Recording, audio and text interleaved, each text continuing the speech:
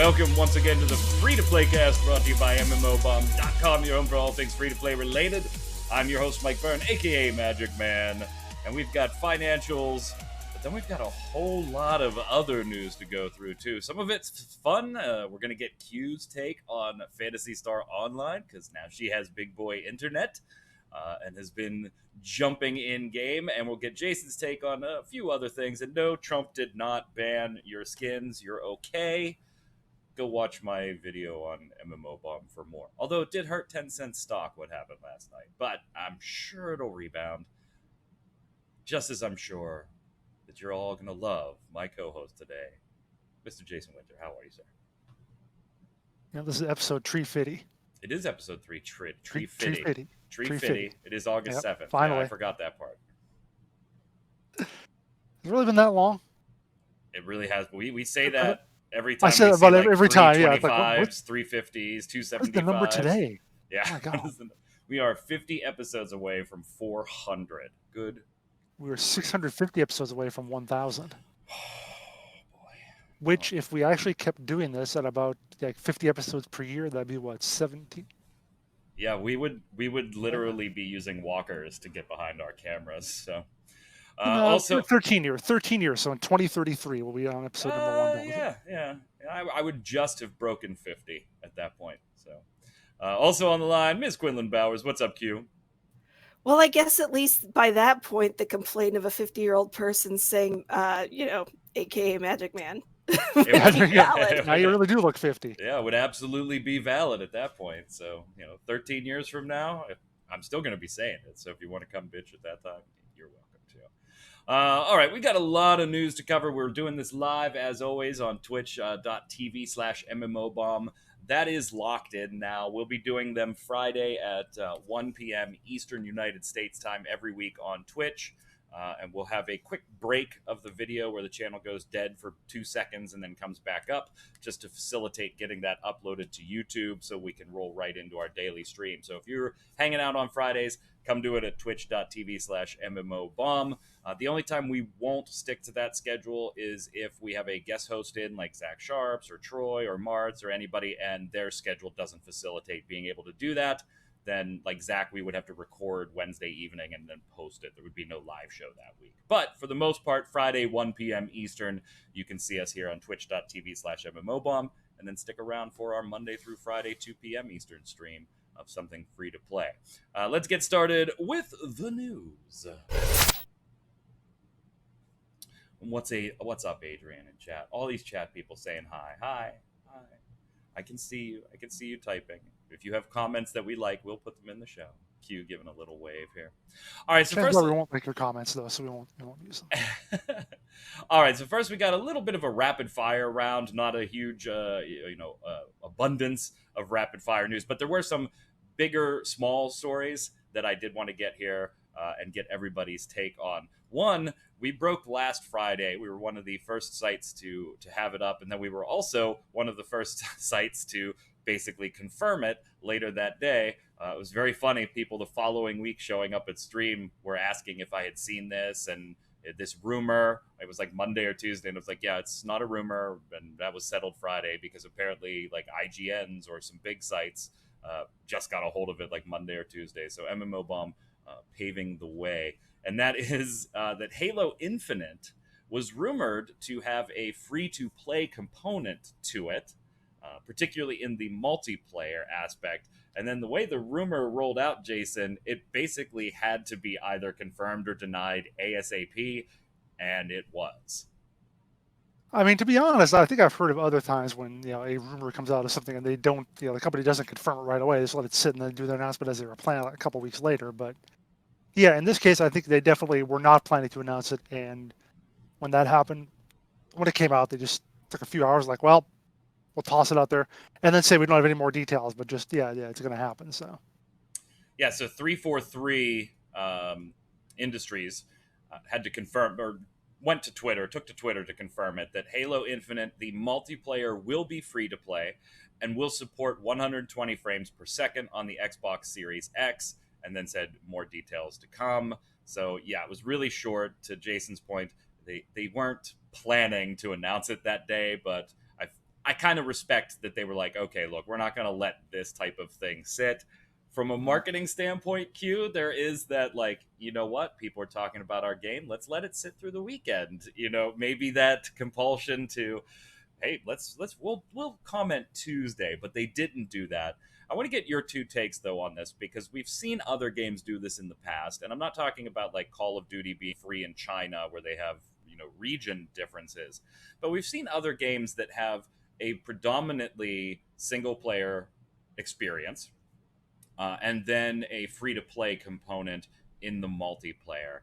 And honestly, I don't know if that model makes me feel good, if it makes me feel bad, if I don't like it, if I can't get a gauge on if I'm a fan of that type of model. What do you think, you?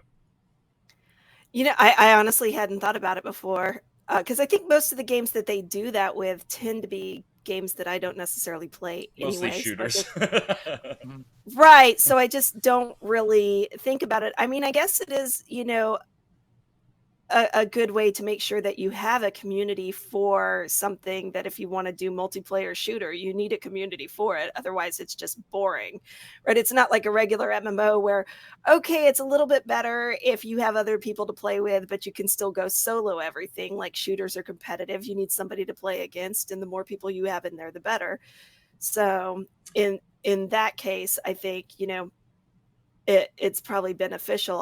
But as far as like, I don't have like a weird icky feeling about it or anything like that. It's just, Yeah, and yeah, I don't think I have like a ew. No, I'm with you there. I totally agree with you there. I think, Jason, where I'm kind of like thinking from a marketing standpoint, and this is Burn Incorporated versus Winter Incorporated marketing again, which we've had on previous shows. I just wonder, like, how effective is it? Because the idea, of course, in broad theory, is if I can get a bajillion people playing multiplayer, maybe I will roll over a fraction of those people that would not have bought Halo Infinite or X game to then purchase the rest of it. And I just don't know how valid that really is when you look at, they jumped into the multiplayer experience. You're not trying to sell them more of the multiplayer experience. That, hey, do you like this? Do you want more of it? You're trying to sell them an entirely single player campaign, a totally different story. And yeah, you might have some that go, hey, I like the way it plays. I want to see what the story's about, or my friend said that. But I don't know from a marketing standpoint if it's really as effective as saying something like, you know, like Final Fantasy 14 or World of Warcraft. Play the experience up to a certain point, and if you want more of that experience, sub up. I don't know if it's as effective as that model. Moment. Reading from last week's Activision Blizzard financial statement. Yeah. Each of our key franchises delivered better than expected results, with growth led by Call of Duty franchise following the launch of Warzone. Call of Duty Warzone has reached over 75 million players to date. In the first full quarter since Warzone launched, hours played in the Modern Warfare universe increased 8-fold year over year, driven by both existing and new players. Modern Warfare added more players outside of launch quarter to the premium Call of Duty experience than ever before, with the majority coming through upgrades from Warzone. So I think it is effective. At least that's what they're saying. That it can work. Personally, though, I didn't like the Warzone experience for how you just need a pandemic. That's what you need. Yeah, well, you need a pandemic. I think that's some of it, sure, but I think the other fact is that it was like that, and I don't like it because at least, you know, maybe they'll do it differently with Halo, but I didn't like how Warzone was like, we're just giving you this free and giving you a bare bones experience. If you want anything, though, you're gonna have to pay for it. Basically. Yeah, you got the two modes. You got the plunder mode and then the basic battle royale mode. Well, but it wasn't even that. It was just like the fact that the battle pass gave you absolutely nothing. I don't think you could get anything from a free player. Right. So it's like you get to jump in and goof around. It's barely better than a free trial, like level 20 free trial in Warcraft or something. You know, Yep. You're not gonna get to do anything substantial. I hope they do it differently with Halo. I think here's where I probably land. It costs them nothing, so why not? You know, why not? At least if it only rolls over 1% of the people that tried it out into a potential sale, it's 1% that you spent nothing. You're just giving up the premium experience of the multiplayer.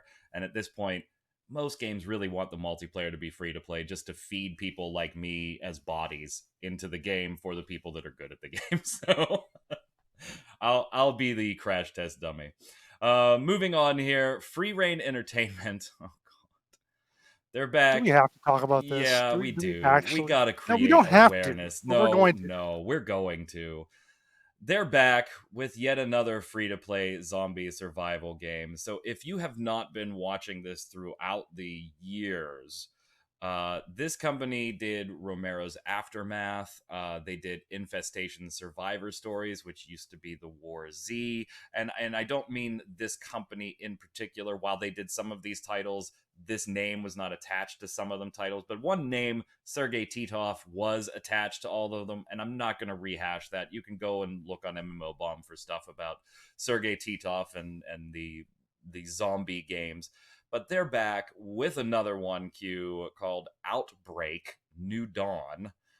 And it has starter packs, $29.99, $59.99, $99.99. And honestly, when you watch the trailer, it's like, how does this company keep doing this? Like, how has this been allowed to continue to happen on platforms like Steam and things like that? It's kind of gross.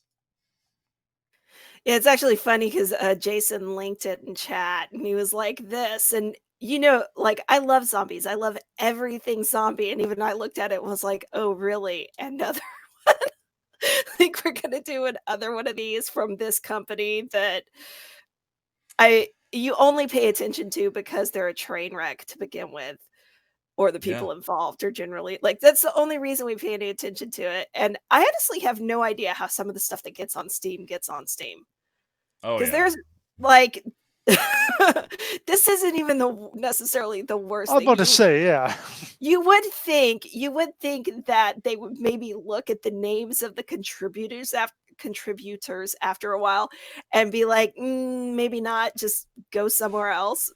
But yeah, it's not the worst thing I've ever seen on Steam, but it is just kind of like you would think, all right, we've done this before. Why are we doing it again? Wasn't Wild West Online kicked off of Steam or something like that? Like they actually did get kicked off or something. I don't remember how that went. I don't know. It's weird. If you actually go look at free reign on Steam, there's like 2 or 3 games listed, and the Wild West one might have been one of them. No, that got delisted. I remember that. I remember that's, okay. Yeah. I don't remember what it is that's listed now, but it was just kind of like, these are games that I forgot existed. So. Yeah, so if you go to the Steam page, Jason, for Wild West Online, it is still there, but it does have the notice on it. At the request of the publisher, Wild West Online is unlisted on the Steam store and will not appear in searches. How about if it just doesn't appear anywhere? Yeah, right. Here's something really awesome about it, though. They're selling more zombies. This is like actually a selling point. And Jason wants you all to reach out to him if a certain thing happens here. They're billing it with new AI systems that allow them to have hordes of hundreds of zombies on screen. And they promise updated HDR physically based rendering that gets you 60 plus FPS, all the way up to 200 frames per second or more on modern graphics rigs. Jason, you want somebody from chat to reach out to you if they hit that 200 frames per second on this game. Yeah, do you remember one of the other games that he did? One of the other Sergei Titov games where it said in the thing, up to 64 square kilometer map. Yeah. He said in an interview, he defended it by saying, well, we only have 10 kilometers, whatever. But that's up to 64. Yeah. This is the same thing. That was back with the War Z. Yeah. I don't even remember which piece of shit it was. Whatever. Q, you had something there? He's technically, I guess, correct. Yeah, he did not get a good response from anyone. No, he didn't. So yeah, I don't know. Avoid that like the plague. I can't imagine it being any good. There you go. Judging a book by its cover. Judging a game by its publisher. Right. That's well enough. In bigger news, we just are hot off the heels of TennoCon, where Digital Extremes revealed more of the Heart of Deimos expansion that is coming later this month. We got about 2 weeks, a little over 2 weeks before this comes out on August 25th. Here's the cool news, very cool news. It's coming out on all platforms simultaneously. That's kind of a first for Digital Extremes on this front. We did ask them in the interview time that I had with them. I was with other press, so not all the questions were mine. I'm not taking credit for this specific question. It wasn't mine. But they were asked, hey, are you all caught up? And from here on out, you're going to drop them simultaneously on all platforms. They did say that they would like to do that, but they are not in a position to be able to say that's what's going to happen from now on. But with Heart of Deimos, everything will be available on August 25th across all platforms. The big, I guess, additions that we should talk about here, since we're trying to keep it a little brief. Whoops, that is not the button I wanted to click. There goes the news logo. If you want to check out the full reveal, check out Q's piece on mmobomb.com, where it lists basically everything going on. But two big things, obviously, new story content, a new zone, a new area, very beautiful area with a snake gods that have moons and suns battling each other every day. That's the way I want the sun and the moon to set on Earth. Just one of them killing the other every 12 hours. It's pretty impressive.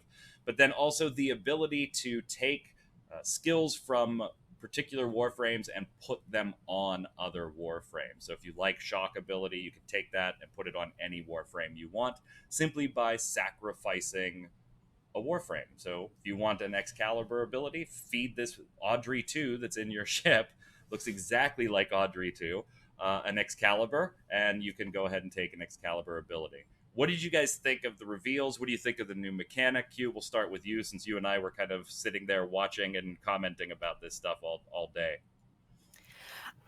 I mean, like I said, I liked the two fighting worms. And the nice thing about it is it's basically your day-night cycle, right? Yep. So it controls like the how the mobs, how many mobs there are, and how they behave and stuff like that. So if the moon worm is out, then things are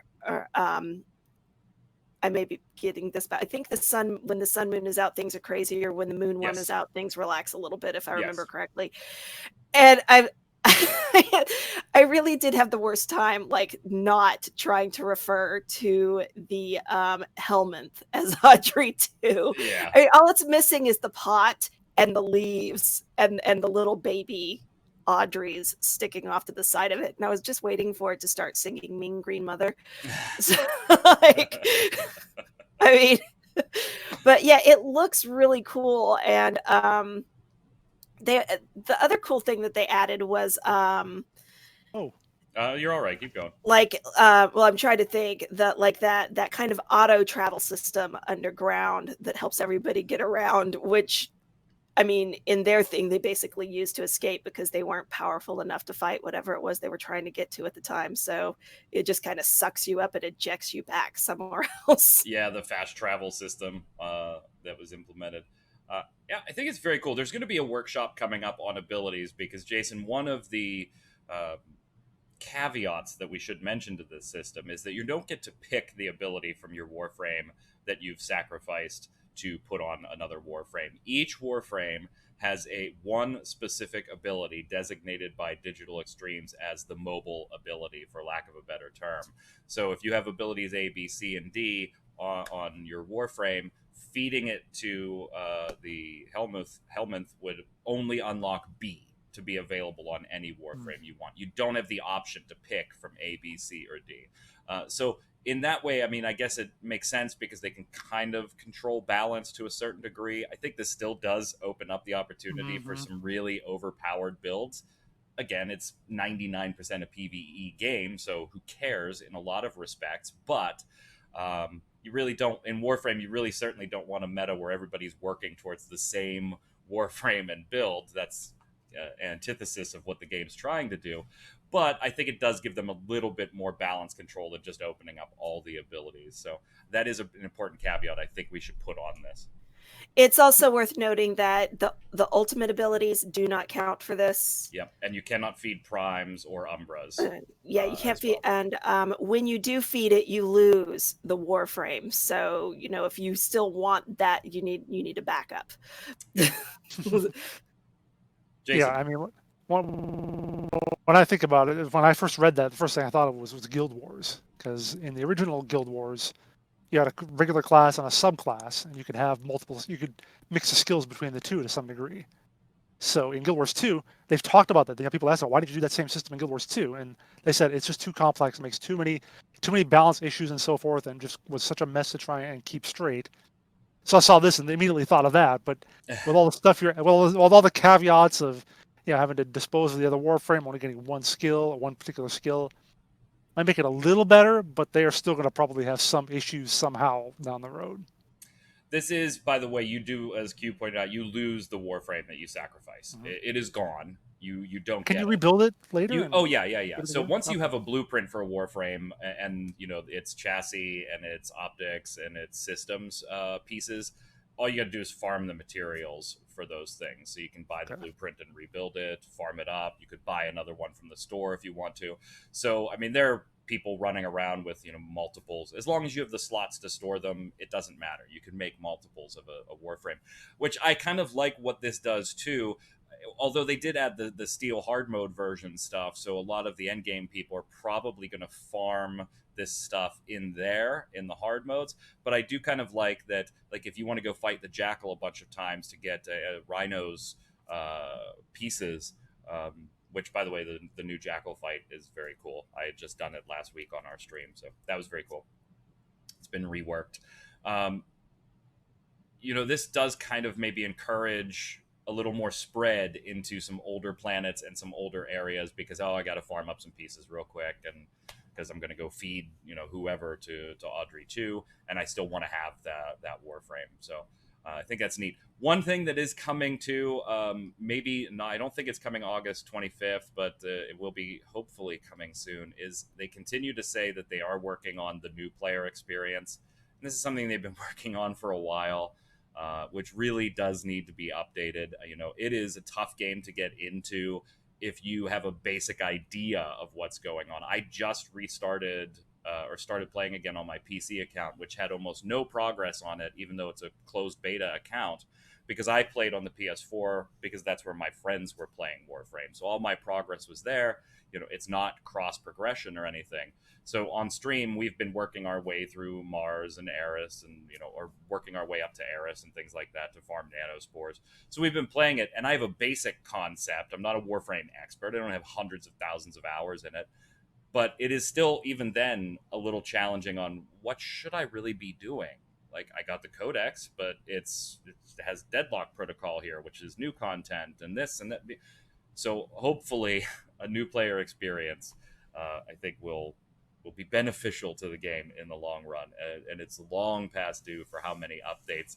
We had people, Jason, come in chat. They were like, hey, I haven't played in a year. Has anything been changed? And we're like, yeah, a lot. So chat looks very happy with this. Looks happy for this. No, yeah, simply you can't feed primes or umbras. Nope. So August 25th, there's a ton more in that. Check out Q's article on the website. In addition, Apex Legends Season 6 will be coming out shortly. That's going to be on August 18th, so you have a little bit less of a wait, 11 days there. We're going to be getting a new legend, Rampart, and then you're going to be getting crafting as well. And it kind of goes together, Q, because Rampart is like a modern crafter character. Yeah, they haven't put out all the details on her yet, or at least they hadn't when I wrote this. But in the trailer, you see, you actually see her modifying her weapon and confusing everybody by calling it Sally or something like that. So yeah, she's all techie and does that, and then the modding or the crafting is to finally allow people to craft their own gear. When I first saw it, I was thinking more of because the way they kind of said it was building or something, and I was thinking, like the building in Fortnite where you're building your ramps and your towers. Apparently that is not it. Thank God.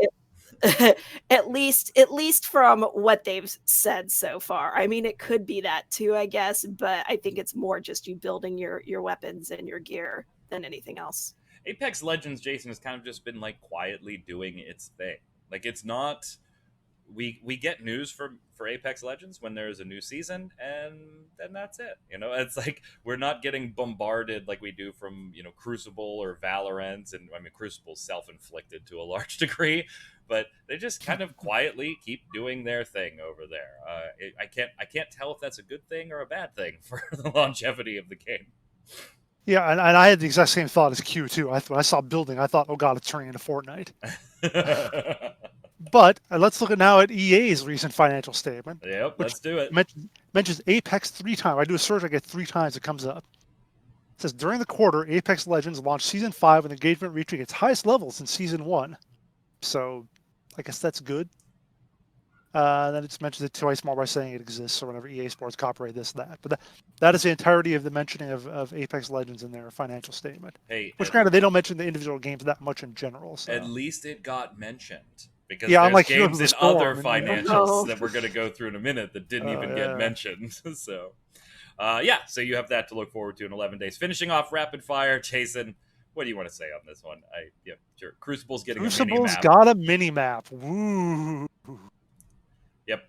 That's it. No real news on that one. I just thought it would be fun to cover. The other thing I'll notice is I look at the. I mean, I don't know. I hate to pick at a game while it's down, but they get like 20 players or so. Oh no, that's up to 67 right now. Wow, they've had 60 or 70 the past. The mini map is what's brought them up to like 70 or 80 players. Now yeah, people know where they're going. Yeah. I mean, how is any modern game made without a freaking mini map? Because they thought it was a battle royale originally, so they didn't think to put it in. And, Right. I mean, there are competitive game types that you don't want a mini map because it facilitates things being a little too easy or a little too available because that's the nature of your game. What they were creating though was trying to create a more casual experience, and I'm like, how did you not have a mini map? Like, this wasn't, Lawbreakers. We're trying to get that upper tier of Twitch shooter character players, and I don't know, whatever. But there's a mini map. Yay. All right, let's move on. Let's cover some financials. We kind of alluded to it, so let's we'll do the second one first. Actually, Blizzard had a very, very, very engaging Q2. Very engaging Q2, Jason. It was super engaging. I hear much engagement. Yes. much engagement. In fact, people got engaged. They got married and everything. Yeah, whatever. Surprisingly, they called it a record, which everyone says pretty much every quarter. So, good for them. They said they had 400 million players overall. Now, that includes Activision and Blizzard and King. So, like all the Candy Crush and whatever is also mentioned in there. So, but yeah, 400 million players. You think about it, that's like what, about more than 5% of people on Earth, which I guess that's pretty good. Yeah, that's a big number. And obviously, they did attribute some of that success, of course, to people being quarantined and at home more and, playing games to whittle away the time while they're homebound on things. They do expect to kind of keep some of this momentum. It'll be interesting how, considering that they're... Well, have you seen how the pandemic numbers are going in this country? Right. Yeah, good point. But they are... Blizzard, on the other hand, speaking of financials, very much under fire right now, and they've been under fire for a while. We've talked about CEO Bobby Kotick and even investors being concerned with the salary and all these performance benefits that he was getting for not even making the performance. I mean, we won't rehash it, but just to call your attention to it still being a thing, and other CEOs, but this particular one was Bobby Kotick. And now there's stuff coming out of Blizzard where employees are a bit unhappy, and they've been trying for quite some time to change the living conditions / wages situation at Blizz internally, following the processes, trying to make their voices heard. And it's kind of just been, boiling to a point of, yeah, you keep telling us you hear us, but you're not doing anything about it. They were internally sharing salary information as part of a big internal discussion. Now, unfortunately, that spreadsheet that they were using, Q, got leaked, which then blew up the story a little bigger than a lot of the Blizzard employees had really wanted it. They were trying to keep it internal. Did they really want it not to go public? I think a large percentage of them had no thoughts that it was going to go public. Otherwise, I don't think people are generally in a position where they want to put their salary and their raise increase and their job title information out there outside of the context of, hey, I'm a software engineer, Q and Jason, you're software engineers, and we're comparing our salary versus me going to Twitter and saying, this is how much I make. Is this, commensurate for my job description? I think, yes, Jason, I'm sure there's a sub-audience of people that this information would be better served for our ends if it got out. And so let's leak it or let's do that. But I do think there's probably a large portion of the Blizzard employees in that discussion that really would rather not have seen this leaked. Q, what do you think? Well, I mean, that is kind of like American culture and stuff too, right? When it comes to salaries, businesses have ingrained in us for a very long time, do not talk about your salaries, because it'll make, if you're making more than the other person who does kind of the same job as you, they'll be mad at you instead of being mad at, us for not paying them what they're worth. Like, it's kind of something that's just been built in, and we're taught that it's impolite and we shouldn't share and all of that. But so I can imagine that there probably were a good few people that were like, I don't want this information, getting out. Plus, just being worried about potentially being fired if the company finds out that it was them that was talking about it. Just general stuff like that. But honestly, it's a good idea for everybody to know, because then it makes it really hard for them to pull that kind of crap. I mean, Kotick pulling down 40 million in the process of laying off people during the conclusion of a record quarter, then coming out and saying this in Q2, record engagement, 400 million players, which is Ninja Panda points out with Jason's analogy, that's the population of the United States and some. So that is a lot of people. This is not the type of look that you want for your company, and it just keeps going with Activision Blizzard. It just continues. Like, it's just one story after another about, and some very sad stories about employees skipping meals and stuff just to make ends meet. It's got that whole, like, I've heard, and maybe Q, about this. I've heard a lot of complaints about Johns Hopkins, for medical professional people going to work there and making less money because they're, banking a little bit on the fact of, hey, you want to be able to say you worked at Johns Hopkins, right? So we'll pay you a little less, but you're going to be working for Johns Hopkins. And I think Blizzard has that same mentality going on, where we're going to give you less to come in the door because you can say you worked for Blizzard. And the best part, though, is go ahead. No, you go ahead. You started first. So the best part is the person saying that they get paid in game time. They get 25 years of subscription time instead of actual money. It's like, come on. See, and I've heard that before. But when I've heard it before, it's been kind of always presented in this way of, hey, this is a perk they give us on top of, what we're already doing, right? That's the way that's always been presented. It's like the really cool anniversary stuff you get if you work there, 5 years, 15 years, whatever. And by the end of it, you're going to end up with a full set of armor or whatever it is. Of course, a full set of armor is not going to feed you. No. Right. And I hadn't heard the Johns Hopkins thing, but it makes total sense. It's kind of like people doing internships for free at these various companies so that they can say, at the White House. Did an internship. Yeah. Mm-hmm.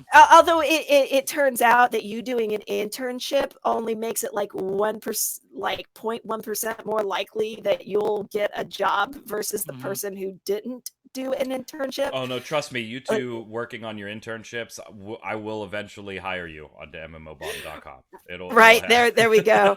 And I mean, it's just it's one of those things. Or for the long time when the whole Games Press thing, and it's still kind of bad in Games Press, right? Go look at Games Press jobs and how many of those are, we want volunteers and you'll be paid in exposure. People will know who you are. And it's like, by the way, that was on that point, that was a joke. Viewers, Jason and Q are not interns. they are not interns. They are employees. Do not worry. Unless I just want to volunteer for something because I like the idea. I'm not working for anybody for free. Big money. I like this from chat. OV87 said, I've been playing WoW since day one, bought over 30 to 40 transfers, faction changes, and so on. That's a lot of money, but I do not want it instead of my salary. Yeah. Before we leave the Blizzard topic, though, as Jason alluded to earlier, Heroes of the Storm not mentioned in the financial report, and I don't think that's surprising to me, given that it's, you know, in a maintenance mode where players seem to be happy.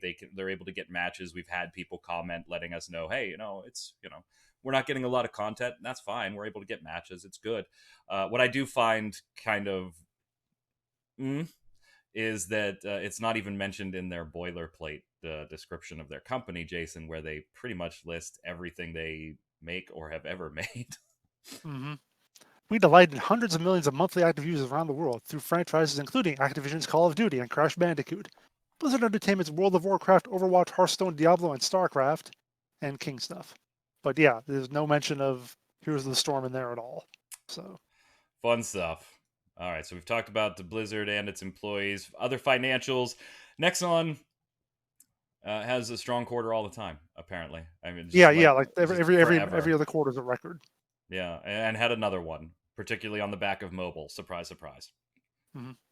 Mobile, not so much in China though, more so in Korea. Anything surprising this quarter, Jason? Like I said, there's the fact that China actually dropped a fair amount, but Korea did pretty well for them. That was their big thing as well, and actually even North America and Europe did all right as well. So, but apparently they're really relying on Cartrider to be a big deal. It's done pretty well. The Cartrider Plus mobile game has done really well for them. So, it'll be interesting to see when that actually launches, like on PC or in mobile here in the US. Cartrider Drift coming out on the PC. We will see. And V4, that's going to be huge. That's going to be like their big driver for Q2 or Q3 rather. Watch. It's just literally massive. You watch V4 because you don't actually play it. That that first look is doing surprisingly well. I thought that was gonna be like a 2K, 3K viewed first look with, because here's the thing I don't understand. Well, I guess I understand it, but when you don't like a game that's in a first look and you thumbs down the video, whether it's on our channel or somebody else's channel, I don't get that. You don't like the game, fine, go give them a review on Steam or something. But when you start thumbs downing somebody's content for just showing it to you, so I fully expected it, by the way, to be like 2 to 3K views, and at best have a 60-40 up to down, maybe a 50-50 up to down, because it's that type of game. It's closing in on 20K and is very, very well liked on the. Because people are desperately starving for anything that even resembles an MMORPG. Well, I think it's also because the back half of the first look, I just stopped giving a fuck what I was saying, and I just started digging into the game. So. Nice. Before we move over to the weekly bombs here, PSO2 Phantasy Star Online 2 did finally launch on Steam. So now that is available in 33 new regions. My friends in SEA, most of you got screwed. I'm not really sure why. It's like all your neighbors have it, and one country in SEA does, and then the rest don't. So yeah, a lot of you got access to it. I wish they'd stop saying it's a global launch, because it's not a global launch, but whatever. I can't stop their marketing. It did launch on Steam. I was able to install it and get it working. We streamed it the last 2 days. I'll be streaming it after the free-to-play cast today here as well. The account linking process was dumb, was really stupid. We're all familiar with account linking on cross-platform games and things like that. Normally, you just, hop onto Epic's website, log into your Epic PC account, tell it you want to add an Xbox account, and here's the name, and verify that. Here's the PlayStation account name, and verify that, and boom, everything's linked. For this one, I did an MMO Thoughts video on it because it was so dumb. You had to actually log into the game on your platform, your original platform, whether that was Xbox or Microsoft Store, and get a code out of the start menu, and then go to Steam start menu, put it in. As if that wasn't dumb enough, if you screwed this up, like if you rolled a character on Steam before you did this, it could not be undone. You weren't going to be able to link those accounts, which was really stupid. And this also meant, in my situation, I was fine. I was on the Xbox and I was going to Steam. I had totally given up on the Microsoft Store version 2 weeks after launch. But for those of you that didn't, if you wanted to maintain your progress, you actually had to install the Microsoft Store version and the Steam version on your computer at the same time, 2 70-gig files sitting there, because the code was only good for 15 minutes. So you had to make sure, basically, that both games were ready to send a code and receive a code. It was just ass backwards. Go watch the MMO Thoughts video on it. So particularly if you plan to link accounts and you have progress. But episode 4 is here. The battle arena PvP system is here. New weapons are here. New collection sheets are here, particularly for you summoners. 13-star eggs are in the new collection sheets available in the gate area. Tons of new content. The summer event is going on. New story, all that jazz. There is so much added here. It's been great playing it. We're going to finish our bingo card today. I only have one slot left. I just need a stupid urgent quest to show up. But you all have my opinions on this. I've done an MMO thoughts on all the content, so you can check that out as well too. I did want to hit you up, Jason. One, have you tried it now that it's on Steam? I know you gave up on the Microsoft Store after like 2 or 3 days when it borked on you, and I know it's not your type of game, so I'm curious, were you even intending to give it a shot on Steam anyway? I was intending to, but then the new Genesis thing came out, so I'm just going to wait for that. So, yeah, whatever. yeah. Q, I have seen you on Discord playing quite a bit of this over the last 2 or 3 days with our mutual friend Justin. What are you thinking? I mean, I'm having fun. Justin's actually kind of, since he's level 75 or whatever, he's just kind of dragging my ass around everywhere and showing me what to do, since there are 30 million fucking menus in the damn thing. Yeah. It is, it's 8-year-old game, and even right. then, it's a lot of menus for an 8-year-old game. But yeah, I'm having a really good time with it. And Chat the only said other the same thing, by the way. All the menus.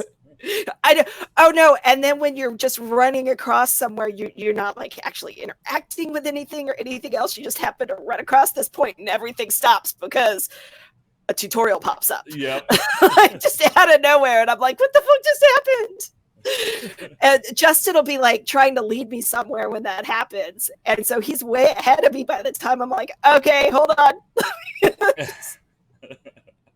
Are you enjoying it? I am. I'm enjoying it a good bit. What are you playing right now? What class? Summoner. Ah, all right. I saw a puppy. Get those collection sheets. Start working on them now. Yeah, Justin showed me how to do that yesterday. So he's just, like I said, he's just telling me what to do. It is a game that is definitely easier if you have a friend that at least somewhat knows what's going on. You don't need a whole expert, but definitely helps guide you. So check it out. Let us know your thoughts. Let's slide over and do the weekly bombs. Since we're talking about it, I'll go first. My dub bomb is to finally being able to play Phantasy Star Online 2 on the PC without having to worry about the damn thing shitting the bed. But I also want to give an A bomb to Phantasy Star Online 2 for the linking system and for Steam almost giving me a heart attack. I don't know how many of you two know this. So when I initially installed it on Steam, it installed. It was fine. It installed not to my Windows, root drive, which was awesome. Steam was like, "Oh yeah, you want it on D drive? Got you, bruh. No problem." And I was like, "Thank you, Steam." The way it should have worked on the Microsoft Store. And when I booted it, the Splash logo came up, the sign thing in the lower right. You can see the guard protection running its check real quick, and then it didn't do anything. It did nothing. I was like, "You've got to be kidding me. You have got to be kidding me." And I try to restart or, double click it again. Nothing happens this time. I restart my computer, double click it. Nothing happens. And I'm like, "You have got to be..." Oh, wait. There's the cheat guard. So I didn't whitelist the new file location from Steam in my antivirus. Let me whitelist it, restart, double click.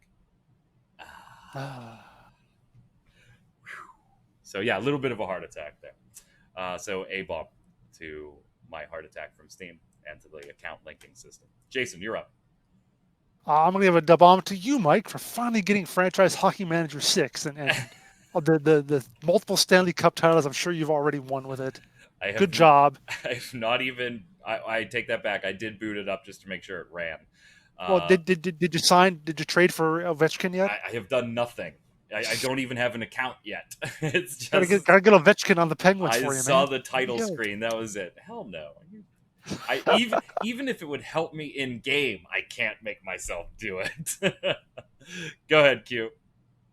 I'm also going to give a da bomb to PSO2 for finally being on Steam, because now I can actually play it, and I didn't have to mess with all this Windows 10 stuff just because, my internet just kept me from playing it that way anyway. Right. Well, you got to give a da bomb to Big Boy Internet then too. Yeah, mostly. I've got to do some tweaking and run some actual lines upstairs. I'm surprised I haven't had connection issues doing this, because I've been having them on mic with Justin the last 2 days. So. Okay, so we're gonna do the viewer bombs and the questions of the week from our last show. We didn't have one last week. There was, everybody needed a week off, and there wasn't really a lot to talk about. So, but I just want to let you know you're gonna hear some names, quite a few of them, because a lot of people had feedback on both, and so I broke them into. So yeah, there you go. This is different from any other week. There's more than usual that did it. Okay. Normally it's like two names or so. I think like four or five of the names you're gonna hear in both sections. Chat giving a da bomb to Steam for running PSO2 smoothly as well. Ninja Panda's giving them. And Havoc, my brother, liking my shirt. Thank you. Or were you talking about I thought he was Jason's? talking about me. My shirt is awesome. I got my landmark shirt on.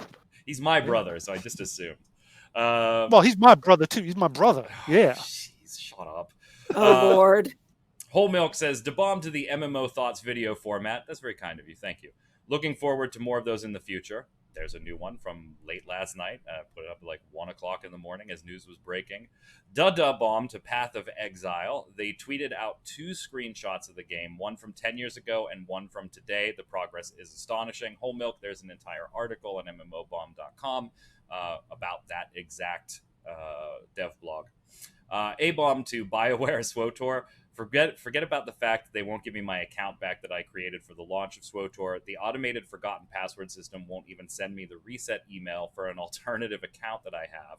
I actually enjoyed my time in SWOTOR and would like to play again, but BioWare/EA leaves a bad taste with their shitty customer service and terrible cash shop setup. Yeah, they're not exactly known for the customer service aspect of things. Any company, really? True. Jason. Dr. Catalan says, the bomb, THE, we'll see what that is. The bomb to my new favorite single-player MMO, Assassin's Creed Odyssey.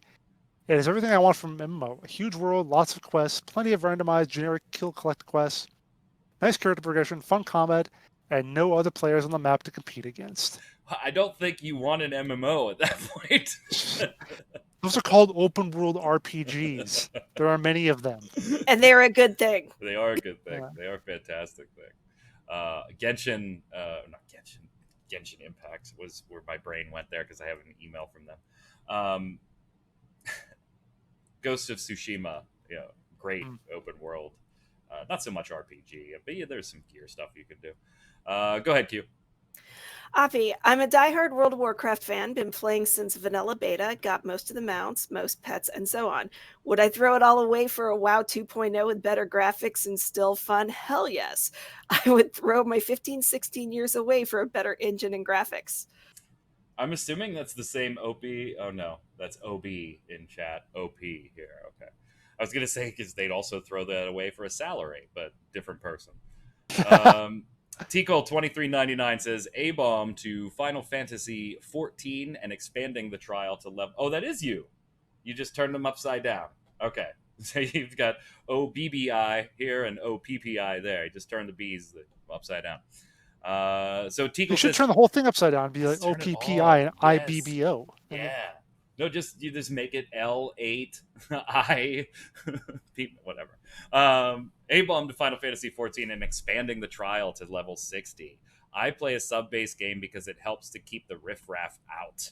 This is Square Enix basically testing out if the game should go free to play, which makes no sense because it's proven to be very successful the way it is. And Tico, I normally agree with an awful lot of things that you send us on the show. I could not disagree with this one more, though. You're still my friend. I still love you.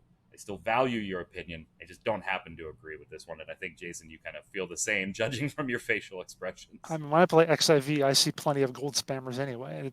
It's already, free to play up to level 35, so the riffraff is there, man. Yeah. I ain't going anywhere. Yeah, and I view it as, the only reason you're probably even there to see the riffraff is because you're leveling maybe an alternate class or something, because most of the stuff they're going to be doing, unless they're friends of yours, you're not going to be doing anything in those areas. And to me, like we talked about earlier, You like what you've got? It's up to 60. There's 20 more levels and 2 expansions to go. Shell out some bucks. You know, I think it's a good idea. But more power to you. Jason, go ahead. Easy says, A-bomb to boredom and burnout. At the beginning of quarantine, I was like, yeah, I finally have some time to those hundreds of games that I bought but never played on Steam, and watch those trillions of series that I put on hold. But right now, every day at time I look at my installed games with 2 to 6 hours played, I have the urge to blow up my PC. I think he left up out of that. But... And I can't bring myself to watch even one full episode of any series without falling asleep. Also, MoBomb, Rocket League is going up free to play? Me, wait a minute. So you mean telling me this game wasn't free to play before? It was not. It was not. It was Close designed enough. as one. It was designed as one, but no. Yeah, go ahead, Q. Grevin, I learned of SWTOR news because my girlfriend asked about the headline on Facebook that read Star Wars The Old Republic is now free to play, which I assumed was just clickbait. But considering Jason didn't know it wasn't on Steam, someone out there probably didn't even know it existed. Yeah, I've been seeing that on Facebook too. It's now free to play. And I'm like, what? No, what?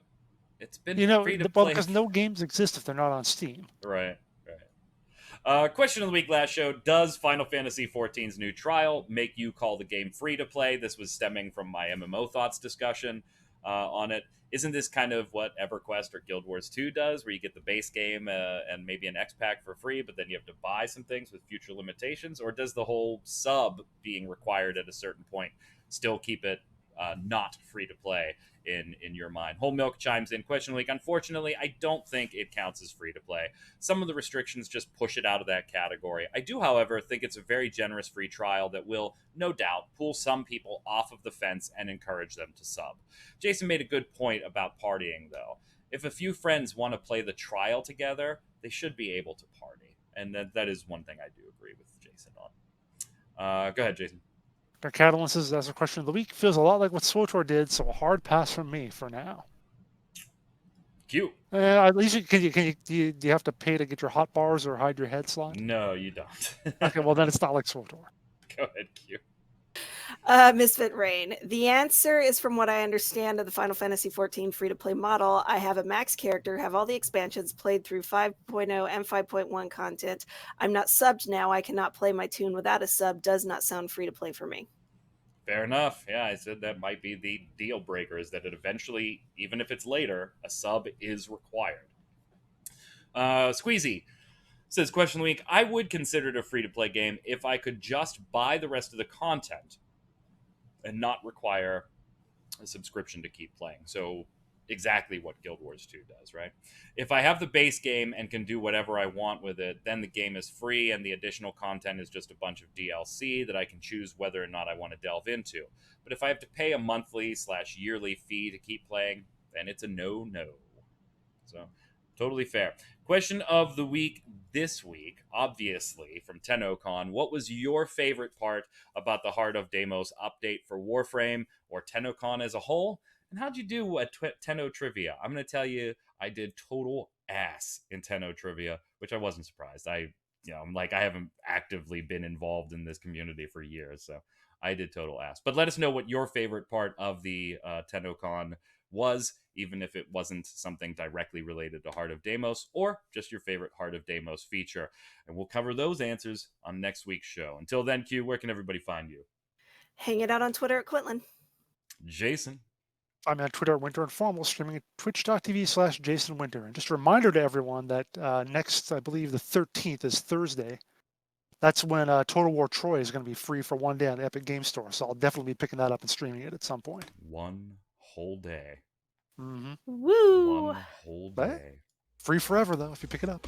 I'm Mike Byrne. You can follow me personally on Twitter right there at magicman1. But more importantly, follow at MMOBomb so you can get tweets for all the latest news, articles, shows, MMO thoughts, episodes, and so much more. Until then, stay safe. See you on the server.